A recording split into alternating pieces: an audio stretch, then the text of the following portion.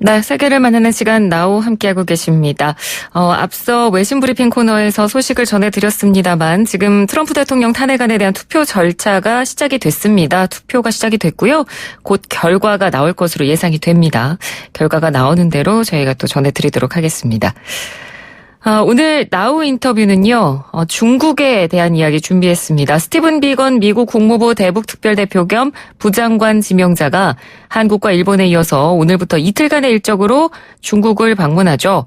북한이 협상 시한으로 제시한 연말을 앞두고 북미 관계 긴장이 높아지고 있는 가운데 중국 당국자들과 직접 만나서 대북 정책 조율에 나서겠다, 이런 의미입니다. 또 한편 시진핑 중국 국가주석은 중국의 두 번째 항공모함 취역식에 참석한 데 이어서 마카오로 향하면서 거침없는 행보를 이어가고 있습니다. 송명훈 한중경제연구소장 전화로 연결해서 이야기 나눠보겠습니다. 소장님 안녕하십니까? 네, 안녕하십니까? 예. 비건 대표의 이번 아시아 방문은 당초 공개됐던 바는 한국과 일본을 찾는 일정만 공개적으로 나와 있었는데 중국 방문이 급작스럽게 이뤄진 것이다, 이렇게 보도가 나오긴 했습니다만 사전에 염두에 두고 있었다, 이런 분석도 있거든요. 어떻게 보십니까?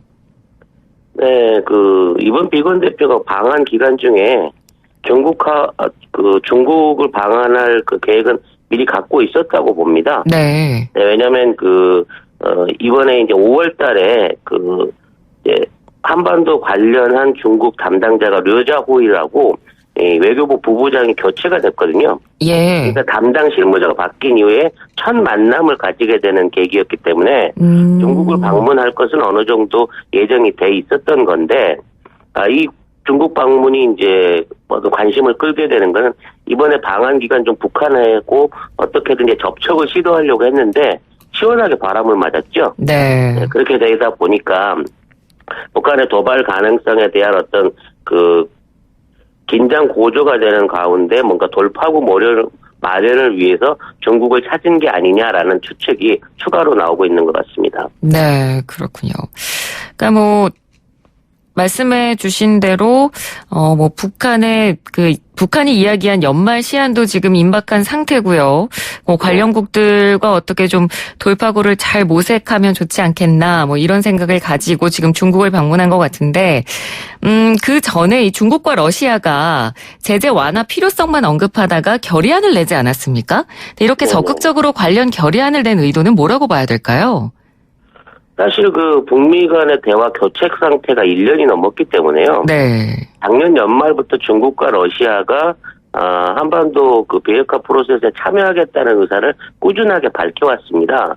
그리고 3국 간의 긴밀한 어떤 연락을 주고받고 있는 상태였고, 네. 최근 들어 이제 러시아가 중심이 돼서 집중적으로 이 관여를 시작한 정황들을 보여왔거든요. 이미 10월 달에 주한 러시아 대사 알렉산드로 대사가 이제 북미 회담이 성공하든 못하든 중국과 러시아는 반드시 그 회담에 참여해야 된다라는 얘기를 꺼냈었고, 11월 20일에는 세르게이 러시아 외무부 장관이 이번에 발표된 것과 마찬가지로 새로운 평화 계획과 육자회담에 참여할 것을 관련국들과 공유했다라는 얘기를 공식화했어요. 네. 그래서 이제 이번에 공상 외교부 대변인이 17일 날 이런 육자회담 부활 등 안보리 제재 해제에 대한 내용의 결의안을 제출했다는 공식 발표가 나왔는데, 이 모든 것은 갑자기 진행된 것이 아니고요. 네. 지난 1년 이상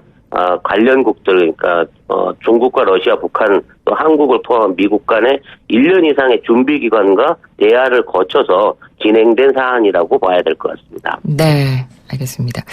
저희 인터뷰 나누는 중에 속보가 들어와서 전해드리고 이야기 이어가겠습니다. 조금 전에 미국 하원에서 트럼프 대통령에 대한 탄핵안이 통과됐다라는 속보가 들어왔습니다. 트럼프 대통령에 대한 탄핵안은 이제 하원에선 통과가 됐기 때문에 상원으로 넘어가게 됐고요. 상원의 표결에 따라서 트럼프 대통령에 대한 탄핵 여부가 결정될 예정입니다. 계속해서 저희 다시 이야기로 돌아와서요. 비건 대표가 그렇다면 이번 방중에서 북미 대화에 있어서의 어떤 중국의 적극적인 중재 역할, 이 부분을 좀 직접적으로 요청하게 될까요? 사실 북한이 제시한 12월 말까지의 어떤 미국에서의 응답은 사실상 불가한 상태로 미국이 먼저 그 얘기를 정리를 했습니다. 네. 그렇기 때문에 북한은 뭐 추가 도발을 할지 안 할지 여기에 대해서는 아직까지 이제 귀추가 주목되는 사안이지만 지금 있는 그 제재 결의안이 통과를 하게 된다면 북한이 원하고 있던 일종의 제재 해제가 이루어지는 것이기 때문에 추가 제재는 추가 이제 도발은 없을 걸로 보여지는데요. 네. 문제는 이제 이와 같은 그 북한의 도발을 멈추게 하는 과정 중에 미국의 역할이 분명히 있었다라는 것을 좀 더 이렇게 어필하기 위해서 중국 담당자를 찾는 것 같은데 아마 실제 이제 중국 입장에서는 별다른 반응을 보이지는 않을 것으로 판단이 됩니다. 네. 반대로 그럼 중국 입장에서는요. 미국과의 무역 협상을 위해서 물론 지금 잠시 휴전에 돌입하긴 했습니다만 미국과의 앞으로의 무역 협상을 위해서 북한 문제를 활용할 가능성은 어떻게 보시는지요? 일단 이번 제재안의 그 해제 전제 조건으로 육자 회담의 재개를 들고 나왔다는 게 중요합니다. 네. 이 육자 회담의 의장국이 중국이거든요. 그러니까 지금까지 있었던 그 한반도 그 비핵화 프로세스의 중심 역할을 이제 북미 간 대회가 아닌 중국이 중심으로 된 육자 간의 다자간 회의로 풀어나가자는 얘기가 되는 거고 네. 이렇게 되면 그동안 트럼프 대통령이 뭐 비핵화에 관한 자신의 업적을 계속해서 그 홍보해온 데 반하면 미국의 위상이 많이 떨어지는 것이기 때문에 네네. 이게 좀 받아들이기 힘든 제안이 될 거예요. 특히나 이제 북한과 러시아, 중국은 굉장히 긴밀한 관계로 유대가 엮어져 있는 과정이고 일본과 미국과 한국은 현재 뭐 경제 제재 조치라든지 뭐 지소미아 종료 문제에 엮여져서 뭔가 이렇게 지금 아기가 잘 안 맞고 있는 상황이기 때문에 네. 이 당장의 육자 회담 요구는 쉽사리 받아들여지지는 좀 어렵지 않을까라는 그런 상황이라고 볼 수 있습니다. 예.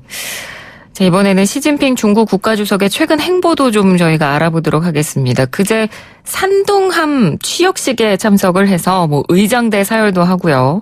뭐 보도 내용이 나온 걸 보니까 굉장히 성대한 축제 분위기로 취역식을 했던 것 같습니다. 근데 이 산둥함이 어떤 의미를 갖는 건가요? 일단 그 중국이 자체 기술로 건조한 세계 7번째라고 하는데요. 네. 예, 배수란 7만 톤급의 디젤 항공모함이거든요. 일단 기존의 항공모함은 한 척 가지고는 있었습니다만 이건 이제 퇴역한 선박을 고쳐서 리모델링한 것이고 최초의 자체 기술로 이 정도 규모의 항공모함을 만들었다는 것 자체에 큰 의미를 두는 것 같습니다. 네. 네.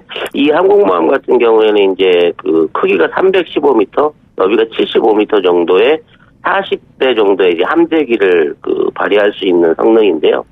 이 정도 성능이라고 하면 지금의 이제 그 중국 연안이 아닌 남중국해 또는 인도양 그 이외의 대양까지도 진출할 목적을 가지고 만들어진 항공모함이기 때문에 지금은 뭐 호위함이라든지 이런 것들이 다 갖춰지지 않아서 이제 본격적으로 해외 진출을 안 하고 있습니다만 네. 앞으로 이제 대양 해군으로서의 중국의 해양 굴기를 보여주는 그 시발점이라고 이해할 수 있을 것 같습니다. 네. 방금 말씀해 주셨습니다만 이 삼둥함을 남중국해에 배치를 한 것도 그렇고 취역식을 치른 이 싼야라는 장소 자체도 그렇고요. 이런 부분을 좀 주목해서 봐야 될 것 같거든요. 어떤 의미를 지닌다고 볼 수 있을까요? 네, 그동안 이제 그 먼저 만들어졌던 라오닝함은 그 청도항을 그 모항으로 해서 중국 연안에 이제 집중 배치가 돼 있었다고 하면 네. 지금 이렇게 새로 만들어진 산둥함은 남중국해 위주의 그러니까 지금 남중국해 분쟁이 일어나고 있는 지역에서 본격적으로 활동을 할 것으로 보여집니다. 이렇게 되면 그 남중국해 영해권을 둘러싸고 중국, 말레이시아, 베트남 등 해당 국가들하고의 갈등이 점점 더 고조될 예정인데 네. 현재 중국은 이 위에 3번 그 산둥함보다 더 진보된 3번 항공모함을 건조 중인 상태이고 아마 2026년도까지 4번 함까지 건조를 완료해서 4척의 항공모함을 운행할 것으로 그렇게 예측되고 있습니다. 네. 그럼 이렇게 항공모함을 여러 대 만들면서 해군력을 강화시키는 이유는 뭘까요? 일단 이제 남중국해에 관한 그 주도권을 쥐기 위해서인 건데요. 네. 남중국해 주변에 엄청난 해양 자원들이 있거든요. 뭐 가스전부터 시작해서 유전, 그리고 뭐 메탄 하이드레이트 등등 뭐 그 이외의 어획 자원들까지 어마어마한 가치를 가진 자원들을 가지고 있는데요. 네. 최근에 이제 말레이시아가 유엔 대륙붕위원회에 200K를 초과하는 거니까 중국하고 공유하고 있는 해역에 대한 대륙붕에 대한 영유권 신청을 접수를 했고 또 주변국들도 마찬가지로 중국이 주장하고 있는 남중국해 영유권에 대한 직접적인 소송 내지는 그 갈등을 요구하는 사항들이 계속 늘어나고 있거든요. 네. 그래서 중국이 이제 여기에 대한 일종의 그 외교적인 또는 군사적인 우위를 가지기 위해서 해군력을 강화하고 있다고 봐야 되는데 지금 그 아세안 국가가 이제 최근에 그 하나의 경제권으로 통합되면서 이 아세안 국가들이 공동으로 대응을 하려고 하는 움직임을 보이고 있어요. 네. 베트남, 태국, 말레이시아 뭐 등등 주변 국가들이 중국의 남중국해 영유권 주장을 정면 대응하는 방식으로 뭐 공조를 이뤄가고 있는 모습을 보이기 때문에 조만간 이 부분 안에서 좀 더 심각한 갈등 상황이 빚어지지 않을까라는 우려가 됩니다. 예, 알겠습니다. 시진핑 주석이 이번 주에 꽤 바쁩니다. 지금은 또 마카오에 가 있는데 내일 20일이 이 마카오가 포르투갈에서 중국에 반환된 지 20년이 되는 날이라서 마카오 반환 20주년 기념식이 있고요. 이 기념식에 참석자 지금 시진핑 주석이 가 있어서 뭐 마카오가 경계태세도 굉장히 강화가 되고 시진핑 주석의 행보에도 지금 관심이 쏠려 있는 상황인데 이 시점에서 시 주석의 마카오 방문 좀 특별하게 의미를 가진다고 볼 수 있겠죠? 네, 이번에 이제 시진핑 주석이 추이스란 마카오 행정장관을 만나서 마카오가 일국 양제 방침을 굉장히 잘 관철하고 헌법과 기본법에 근거해서 사무 처리를 잘하고 있다고 극찬을 했습니다. 이거는 이제 중국이 주장하고 있는 일국 양제에 대한 그 성공 사례로 이 마카오를 띄워 올리는 것이고 네. 현재 진행 중인 그 홍콩의 반정부 시위라든지 1월 달에 있을 대만의 총통 선거를 앞두고 좀 흔들리고 있는 중국의 그 입지를 좀 더 대외에 홍보하기 위한 좋은 기회로 이거를 삼고 있기 때문에 아마 대대적인 언론전을 통해 가지고 마카오의 성공 사례를 국제적으로 홍보하지 않을까라는 생각이 드네요. 네, 그러니까 홍콩과는 정반대로 마카오는 굉장히 일국 양제 체제하에서 굉장히 충실하게 친중국 노선을 걷고 있는 곳이기 때문에 아마 네네. 말씀해 주신 대로 시진핑 주석이 그 부분을 굉장히 과시를 할 것 같고요. 그 과시의 연장선상에서 이번 마카오 방문을 계기로 마카오에게 뭐 이른바 선물 보따리를 줄 거다 이런 관측도 나오더라고요.